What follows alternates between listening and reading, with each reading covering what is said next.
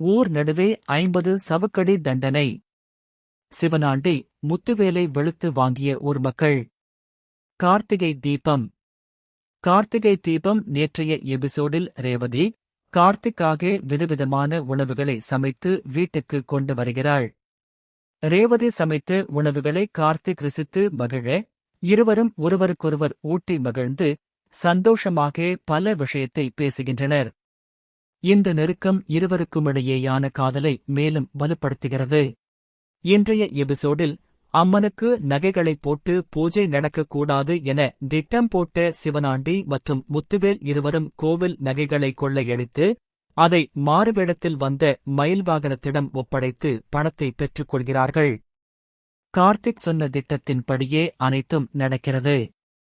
இந்த விஷயத்தை மயில் கார்த்தியிடம் போனில் சொல்கிறார். பணத்தை வாங்கிக் கொண்டு எல்லாம் திட்டமிட்டபடி முடிந்துவிட்டதாக சிவனாண்டி நினைக்கும் நேரத்தில் எதிர்பாராத அதிர்ச்சி காத்திருக்கிறது. மறுநாள் கோவிலில் நகைகள் காணாமல் போனது தெரியவர ஊரே பரபரப்பாகிறது. இந்த விவகாரத்தில் கார்த்திக் களமிறங்கி அனைவரின் முன்னிலையிலும் ஒரு முக்கியமான வீடியோ ஆதாரத்தை வெளியிடுகிறார்.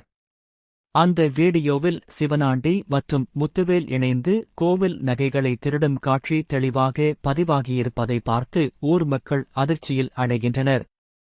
உண்மை வெளிச்சத்திற்கு வந்ததும் கோபமடைந்த ஊர் மக்கள் இருவருக்கும் 50 சவுக்கடி தண்டனை கொடுக்க முடிவு செய்கிறார்கள்.